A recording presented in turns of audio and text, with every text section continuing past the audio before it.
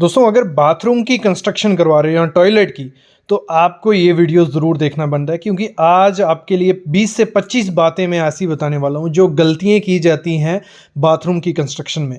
और गलतियाँ तो उस दौरान हो जाती हैं, लेकिन 1-2 महीने बाद उसका रिजल्ट दिखने पर लगता है जो अपना पैसा आपने इन्वेस्ट किया है वो वेस्ट जाता है। तो आज इस वीडियो को देख लेना क्या क्या चीज़ें आपको ध्यान रखनी है, क्योंकि छोटी चीज़ें होती हैं लेकिन ध्यान नहीं रखोगे वो काफ़ी बड़ी होंगी और आपका खर्चा बढ़ता जाएगा। तो कंप्लीट वीडियो देखना। आज बाथरूम टॉयलेट की पूरी डिटेल देने वाला हूँ, प्रैक्टिकली आपको बताने वाला हूँ। बस उससे पहले प्लीज़ चैनल को सब्सक्राइब कर लेना और बेल आइकन दबा लेना। देखो सिंपल तरीके से मैं आपको बताऊंगा। आजकल जो कंस्ट्रक्शन की जाती है, अगर हम बात करें बाथरूम की, जहाँ तो अटैच्ड आते हैं, रूम के साथ अटैच रखते हैं, जहाँ तो हम डिफरेंट बनाते हैं।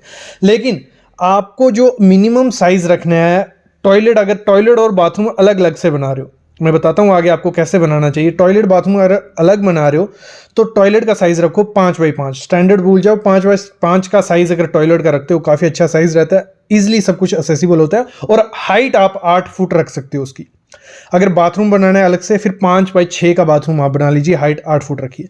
लेकिन मैं एक चीज़ आपको ज़रूर कहूँगा, अगर आप बाथरूम बनाने जा रहे हो बाथरूम टॉयलेट तो अटैच्ड उसको रखिए, क्योंकि उसमें होता क्या है 6x7 का रखना है आपको। अटैच रखोगे अगर आपको 6x7 का सिंपल रखना है, उसमें आपका एरिया भी सेव होता है और कंस्ट्रक्शन कॉस्ट भी सेव पड़ती है और काफ़ी अच्छा आप उसको बना सकते हो। मैं आगे बताऊंगा कैसे। क्योंकि अगर हम बात करते हैं जो स्टोरेज हमने हाइट उसकी 8 फुट रखी थी, ऊपर आप स्टोरेज के लिए छोड़ दीजिए, बाकी पूरा एरिया आपका क्या आ गया बाथरूम में। और इसमें आपको एक चीज़ ध्यान देनी है, जब भी ये कंस्ट्रक्शन आप करोगे तो आपको जो जोन होगा, अटैच की मैं बात कर रहा हूँ, आपको जो गलती की जाती है वो क्या की जाती है, एक लेवल रख दिया जाता है। मतलब पूरा जो बाथरूम होगा एक लेवल रखा जाता है। वैसे नहीं करना है आपको। आपको जो लेवल रखना है वो रखना है, आपको डिफ्रेंशिएट करना है। जो आपका वेट एरिया होगा, अगर मैं आपको समझाऊँ, हमारा वेट एरिया कौन सा है, जहाँ हम लोग नहाते हैं, ठीक है, जहाँ हम लोग नहाएंगे वो हमारा वेट एरिया हो गया। वो आपको एरिया हमेशा डाउन रखना है। 1 इंच या 1.5 इंच आप उसको डाउन रखो तो वो जो पानी होगा वो डायरेक्ट वहाँ स्लोप के थ्रू चला जाएगा, ठीक है। और जो हमारा ड्राई एरिया रहेगा, क्योंकि हमें वॉश बेसिन, जो हमारी टॉयलेट सीट रहेगी वो मतलब दिन में काफ़ी टाइम यूज़ होगी, लेकिन हमारा जो वॉश एरिया होगा एक बार होगा वो साइड पर रहेगा, उसका कोई नहीं, उसको मतलब डिफरेंट आपको लेवल दे देना है।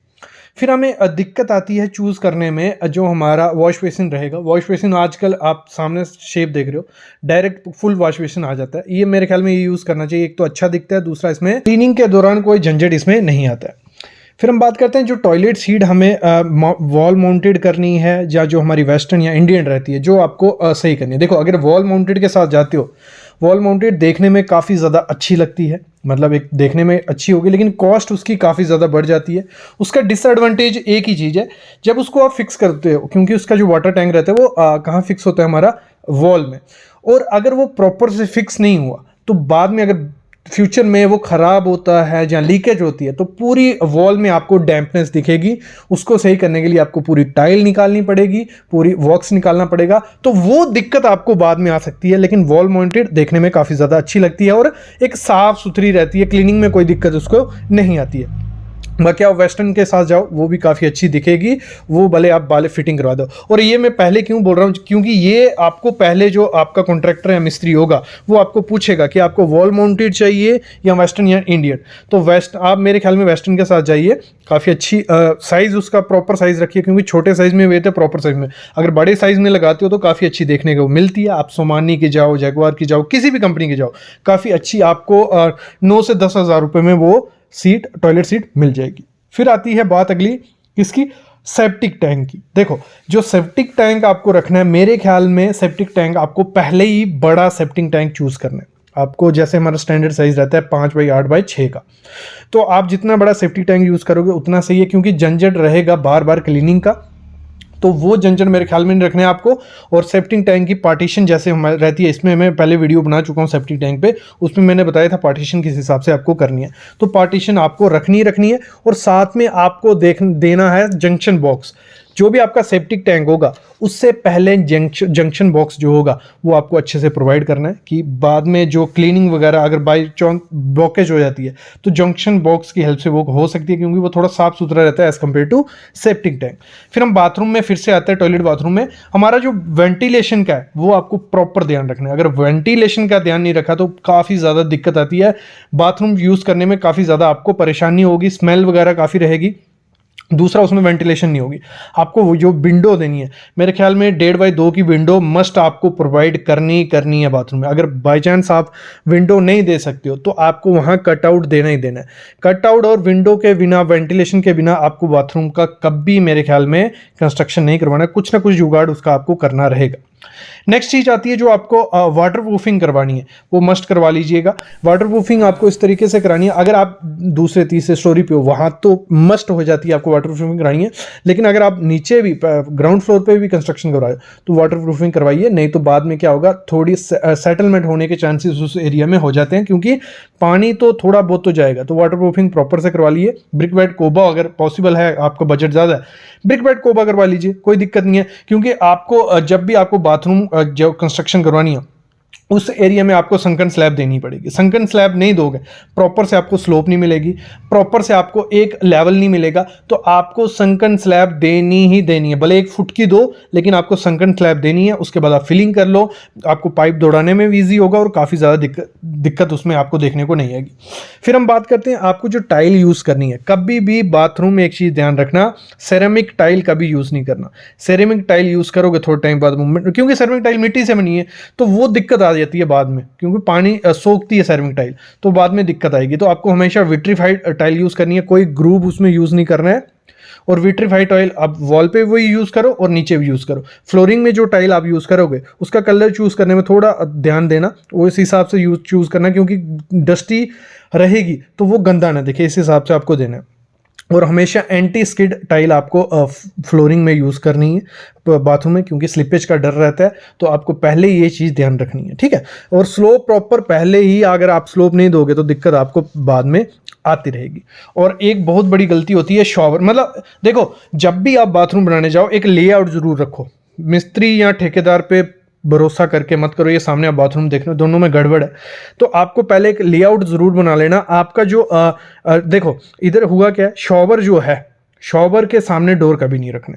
तो यहाँ वही हुआ है, यहाँ किया गया पहले वेट एरिया रखा है फिर ड्राई एरिया रखा है, मतलब मिक्स किया है, यहाँ डिफरेंशिएट नहीं किया दोनों चीज़ों को। तो आपको ड्राई अलग रखना है, वेट अलग रखना है। और डोर के सामने कभी भी आपको शॉवर यूज़ नहीं करना है, क्योंकि जब शॉवर यूज़ करोगे पानी कुछ उछल के डोर पे ज़रूर जाएगा।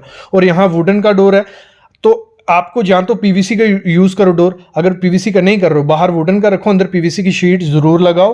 तो ये बाद में दिक्कत होगी कि सड़ने का चांसेस काफ़ी ज़्यादा रहते हैं। और आपका जो वॉश बेसिन एरिया वो अलग रखो, शॉवर एरिया अलग रखो। वॉश बेसिन और टॉयलेट सीट आप एक जगह सामने रख सकते हो, मतलब एक तरफ आप वॉश बेसिन रखिए, एक जगह आप जो टॉयलेट सीट रखिए, दूसरी तरफ आपका शॉवर या वॉशिंग एरिया हो जाएगा, उसी में आप जो गीज़र है वो रखिए, ठीक है। ये हो गया, इधर तक हमारा क्लियर होगा। और फिर जब कंस्ट्रक्शन कर रही है, जब पाइप फिटिंग हो रही है, पाइप फिटिंग में भी आपको ध्यान देना पड़ेगा। हॉट वाटर कोल्ड वाटर की अलग अलग पाइपिंग है, ये तो पता है। पीवीसी यूज़ करो, एमएस की जरूरत नहीं है यूज़ करने के लिए। सीपीवीसी या पीवीसी दोनों में से कोई चूज़ कर लो, वो यूज़ करो। अच्छी कंपनी की सुप्रीम या किसी की भी पकड़ लो, उस पर अलग वीडियो रहेगी, इसमें ये चीज़ नहीं मेंशन करूँगा मैं। लेकिन जब भी आपको ये चीज़ लगवानी है, फिटिंग करवानी है, आपको जहाँ हमारा देखो, जहाँ हमारी मोस्टली मेरे ख्याल में 2 क्या 3 वॉल आपको 9 इंच की रखो।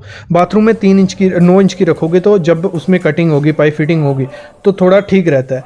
अगर आप 9 इंच की रखते हो तो उसमें पाइप फिटिंग के दौरान आर पार दिखेगा, स्ट्रक्चर को इफेक्ट होगा। दूसरा, जब आप गीज़र या कुछ हैवी चीज़ टांगते हो तो 9 इंच की दीवार में वो अच्छे से टिक जाएगी, लेकिन जब आप उसमें हिल्टी मारोगे तो बाद में वो क्रैक्स आपको देखने को मिल सकते हैं। तो मेरे ख्याल में 9 इंच रखो। ऐसे भी अगर आप वॉल माउंटेड सीट के साथ जाते हो वहाँ आपको 9 इंच दीवार चाहिए ही चाहिए।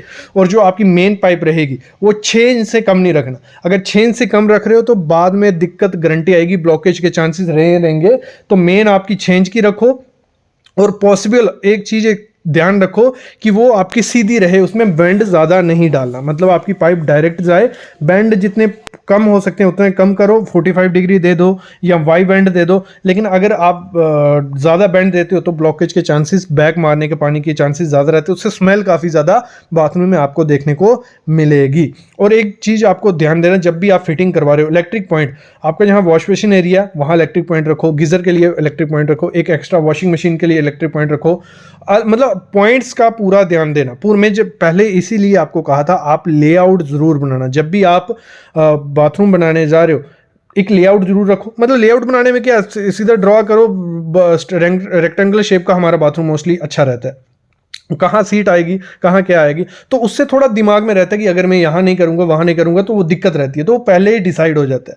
तो ये चीज़ आपको देखनी है। और टैप जब आपको यूज़ करने हैं, तो यहाँ हमारा मिक्सर, आजकल मिक्सर यूज़ करो, थोड़ा कॉस्टली रहता है, 4 से 5 हज़ार का रहेगा, लेकिन टैप यूज़ करो, मिक्सर यूज़ करो सॉरी।